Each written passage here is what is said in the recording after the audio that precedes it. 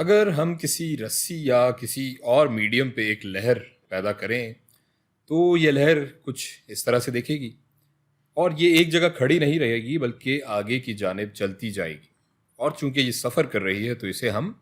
Travelling view بھی کہتے ہیں، یا اردو میں کہہ لیں سفر کرنے والی لہر۔ ایک دوسری قسم کی بھی لہر ہوتی ہے جسے ہم ایستادہ لہر یا انگریزی میں ہم اسٹینڈنگ ویو کہتے ہیں، کیونکہ یہ ایک ہی مقام پر کھڑی رہتی ہے کچھ اس طرح سے۔ اگر ہم کسی ایسے میڈیم میں لہر بناتے ہیں جس کی کوئی حد یا باؤنڈری متعین نہیں، تو اس میں یہ لہر ہمیشہ کے لیے سفر کرتی رہے گی اور کبھی رکے گی نہیں۔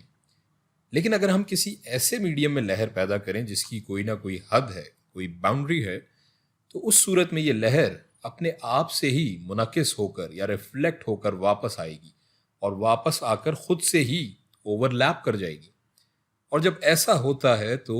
اس کے نتیجے میں ایستادہ لہریں یا انگریزی میں جنہیں ہم اسٹینڈنگ ویوز کہتے ہیں وہ پیدا ہوتی ہیں۔ فرض کریں کہ ہمارے پاس ایک ڈوری یا سٹرنگ ہے، اور اسے ہم دونوں سروں سے کہیں باندھ لیتے ہیں تاکہ اس کی ایک حد مقرر ہو جائے۔ اب اس کے دونوں سروں پہ کسی قسم کا کوئی کھسکاؤ نہیں ہوگا، اور ان دونوں سروں کو گرہ یا انگریزی میں نوڈز کہتے ہیں۔ اب دیکھتے ہیں کہ اس میڈیم میں ایک ایستادہ لہر کیسے پیدا ہوگی۔ اگر ہم اس ڈوری کے اس سرے کو توڑ کر ایک جھٹکا دیتے ہیں تو ایک لہر کی نبض یا مداخلت پیدا ہوگی، اور یہ اس ڈوری کے دوسرے سرے کی طرف جانے لگے گی۔ جب یہ اس کی اس حد پہ پہنچے گی، اس باؤنڈری پہ پہنچے گی، تو اس نوڈ یا گرہ سے ٹکرا کر یہ الٹ ہو جاتی ہے، الٹی ہو جاتی ہے، اور واپس ریفلیکٹ ہو کر یا منعکس ہو کر واپس پیچھے کی جانب آئے گی، اور پھر اس گرہ سے اس دوسری باؤنڈری سے یا نوڈ سے ٹکرا کر یہ پھر دوبارہ الٹ ہو کے اپنی سمت تبدیل کر لے گی اور واپس آئے گی۔ اب اگر ہم یہاں یہ ایک ویو پلس کی بجائے یا لہر کی ایک نبض کی بجائے کافی ساری پلسز لے لیں، یعنی دوسرے لفظوں میں ایک سادہ ہارمونک لہر بھیجیں، تو یہ اس گرہ سے ٹکرا کر الٹ تو ہو جائے گی، لیکن واپسی پر یہ اپنی بقیہ لہر کے ساتھ، ان کی پلسز کے ساتھ، ان کی نبضوں کے ساتھ اوور لیپ بھی کر جائے گی، جس کے نتیجے میں ایک ایسی لہر پیدا ہوگی جو کہ دائیں اور بائیں جاتی ہوئی لہروں سے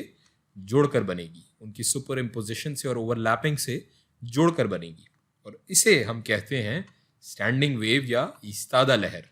اور یہ لہر اسی باؤنڈری کے درمیان، ان دونوں نوڈز کے درمیان ہی حرکت کرتی رہے گی یا موومنٹ اپنی کرتی رہے گی،